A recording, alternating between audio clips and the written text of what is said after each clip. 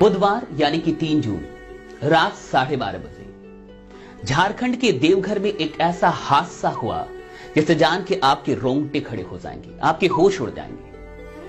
पिता गोपाल प्रसाद अगली सुबह यानी कि बृहस्पतिवार 4 जून को जब वो सुबह में उठ के और चाय की दुकान पे गए और चाय पी के अखबार लेके घर लौटे तो उन्होंने सोचा कि ऊपर वाले कमरे में जाके क्यों ना पत्नी, बेटे और बेटी को जगा दे। और जब वो ऊपर वाले कमरे में पहुंचे और उसके बाद ऊपर वाले कमरे का जब दरवाजा उन्होंने खोला और दरवाजा खोलने के बाद जो उन्होंने दृश्य देखा, उस दृश्य को देखने के बाद उनके रोंगटे खड़े हो गए, उनके होश उड़ गए और शायद वो उनकी जिंदगी का सबसे खराब दृश्य था। क्या हुआ मैं आपको आगे बताने वाला हूं, लेकिन उससे पहले आपसे एक वादा चाहता हूं कि आप इस वीडियो को देखने के बाद अगर आपको ये वीडियो अच्छी लगे, अगर आपको ये लगे कि इस वीडियो में बाकी कुछ ऐसा है जो हिंदुस्तान के हर एक परिवार तक पहुंचना चाहिए, तो मुझसे एक वादा कीजिए कि इस वीडियो को आप शेयर करेंगे। मुझसे वादा कीजिए, कमेंट में लिखिए कि हां आप इस वीडियो को शेयर कर रहे हैं। उसके बाद क्या हुआ आइए जानते हैं। जब वो ऊपर वाले कमरे में पहुंचे और कमरे का दरवाजा उन्होंने खोला तो वहां पे उन्होंने क्या देखा, उन्होंने देखा कि उनकी पत्नी और बेटी की लाश पड़ी हुई है। वो लाश खून से लथपथ लाशें और बेटा गायब है, बेटा फरार है। इसके बाद उन्होंने शोर मचाना शुरू किया और फिर लोग आए, पुलिस आई और पुलिस ने आके 6 घंटे में मामले को साफ कर दिया।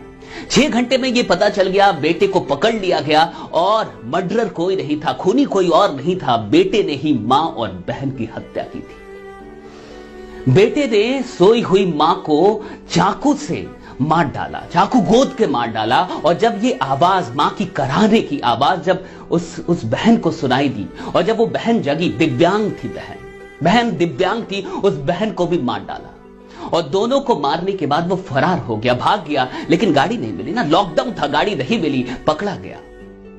उसने कबूल किया कि हां मैंने ही अपनी मां को मारा, मैंने ही अपनी बहन को मारा, लेकिन क्यों मारा? जब पुलिस ने उससे पूछा कि मारा क्यों, तो उसने कहा कि आर्थिक तंगी के चलते, लॉकडाउन के चलते घर में तंगी हो गई थी, पिताजी भी नहीं कमा पा रहे थे, पैसे नहीं थे, हर रोज कलह हो रही थी घर में, इसलिए मार डाला। आपको जान के हैरानी होगी कि 10 दिन से वो प्लान कर रहा था, 10 दिन से वो प्लान बना रहा था मर्डर करने का, 10 दिन से। और 4 दिन पहले उसने चाकू खरीद के लाया। वो 4 दिन पहले वो चाकू खरीद के लेके आता है और इन 10 दिनों तक यानी उसके पास कोई उम्मीद नहीं पहुंचती है। और इस 10 दिन के फ्रस्ट्रेशन में 10 दिन से वो प्लान कर रहा था, वो भी मां को मारने का।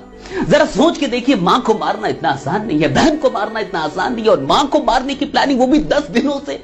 और 10 दिन की प्लानिंग करने के बाद वो 4 दिन पहले चाकू लेके आता और फिर भी वो प्लान करते रहता और एक दिन मार ही देता है मां को। और फिर भी कुछ लोग कहते हैं कि नेटवर्क मार्केटिंग ऑप्शन नहीं है। तो मैं आपसे पूछता हूं कि ऑप्शन क्या है? मैं आपसे पूछता हूं कि ऑप्शन क्या है? और ये कुछ बुद्धिजीवी लोग जो बुद्धिजीवी होने का चोला पहन के बैठे हैं और कि मुझे नेटवर्क मार्केटिंग नहीं करनी, मैं कुछ बेचूंगा नहीं। अरे मैं आपसे पूछता हूं कि आपका इमेज इंपॉर्टेंट है या ऐसे लोगों की जिंदगी इंपॉर्टेंट है? आपका इमेज आपके लिए इंपॉर्टेंट है या ये देश आपके लिए इंपॉर्टेंट है? आप हो सकता है कि गवर्नमेंट जॉब में हो, आप हो सकता है कि टैलेंटेड हो, आप हो सकता है कि बिजनेस कर रहे हो, आप हो सकता है कि आपके घर में कोई तंगी ना हो सकता है कि आपके घर में कोई प्रॉब्लम ना हो, लेकिन मैंने कहा था ना, मैंने कई बार कहा, पिछली वीडियोस में भी कहा कि लॉकडाउन के बाद की दुनिया आसान नहीं होने वाली है, लॉकडाउन के बाद की जिंदगी आसान नहीं होने वाली है। जॉब पे जॉब जा रहे हैं, 14 करोड़ से अधिक लोगों की नौकरियां चल रही, लेकिन आपको क्या फर्क पड़ता है? आपको कोई फर्क नहीं पड़ता, क्योंकि आप तो सरकारी नौकर है ना, क्योंकि आपके पास तो सरकार की तनख्वाह आती है ना, क्योंकि आप तो सैलरी कमा रहे हैं ना, क्योंकि आपका तो कोई बिजनेस है ना, क्योंकि आपके पिताजी तो अमीर है ना। आपका क्या जाता है साहब? नेटवर्क मार्केटिंग अपने लिए नहीं होती साहब, नेटवर्क मार्केटिंग दूसरों के लिए होती है। नेटवर्क मार्केटिंग हो सकता है कि आपके घर की जरूरत ना हो, लेकिन नेटवर्क मार्केटिंग किसी और घर की जरूरत हो सकती है। 10 दिन तक प्लान करता रहा, यानी 10 दिन तक की भी कोई उम्मीद नहीं पहुंची, और आप कहते हैं कि नेटवर्क मार्केटिंग क्या देती है? मैं आपको बताता हूं कि नेटवर्क मार्केटिंग क्या देती है। नेटवर्क मार्केटिंग उम्मीद देती है साहब। हर चीज की कोई कीमत होती है, लेकिन उम्मीद की कोई कीमत नहीं होती। वो मां बच सकती थी, वो बेटा जो आज मर्डरर हो गया, जो खूनी हो गया, वो खूनी नहीं होता। वो बहन बच सकती थी, कब? अगर उससे कोई उम्मीद मिल जाता। यानी 10 दिन में भी उसके पास कोई उम्मीद नहीं पहुंची, और नेटवर्क मार्केटिंग उम्मीद देती है साहब, कुछ दे ना दे उम्मीद देती है। ये उम्मीद देती है कि हर इंसान कुछ कर सकता है, हर इंसान कुछ कर सकता है। पिताजी पंचर की दुकान पे पंचर बनाते थे, मां घड़ी और खिलौनों की दुकान लगाती थी। पिताजी पंचर की दुकान पे थे, मां भी कुछ ना कुछ कर रही थी, और कम से कम कुछ 100 रुपए तो होंगे उस परिवार के पास, ताकि वो नेटवर्क मार्केटिंग का उम्मीद खरीद सके।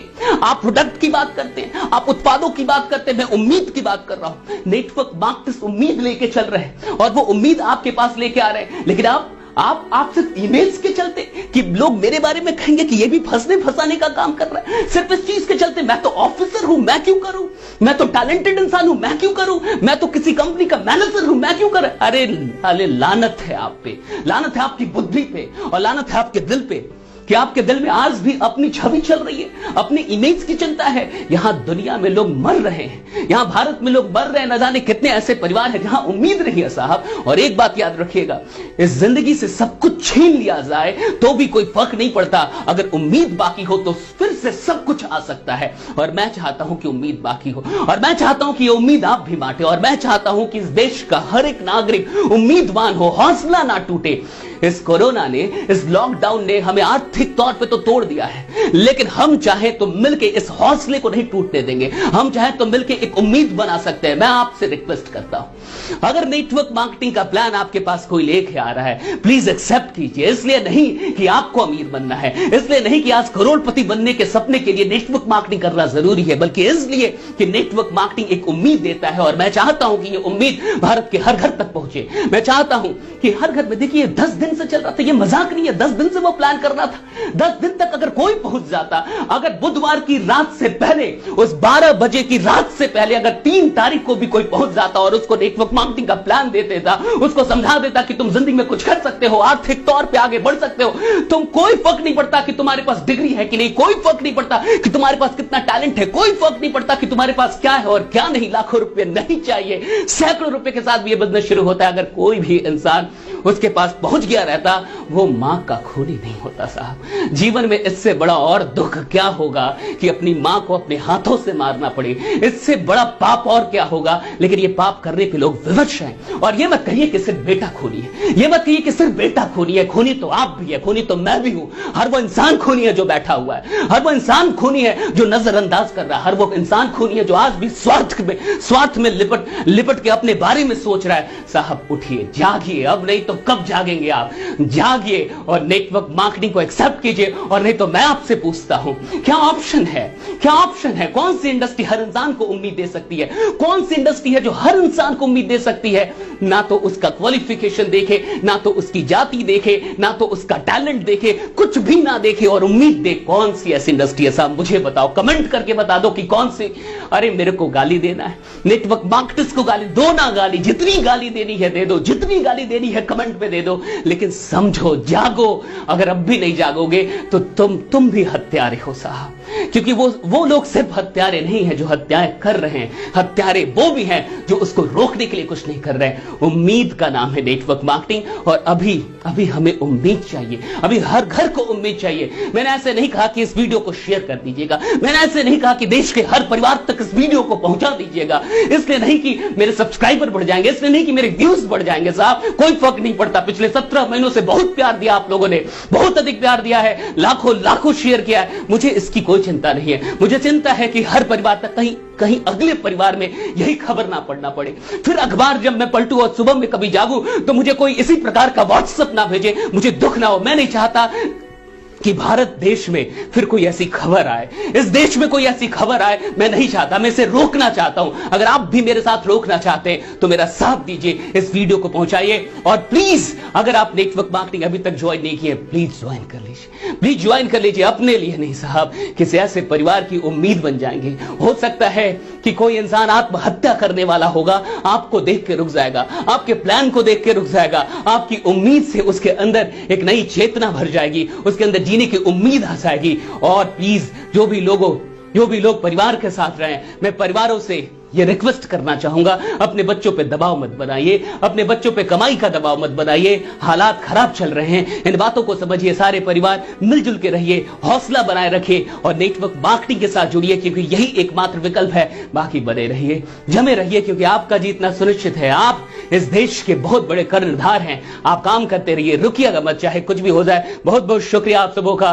बहुत बहुत शुक्रिया। मैं नहीं चाहता कि फिर कोई न्यूज मुझे ऐसी मिले।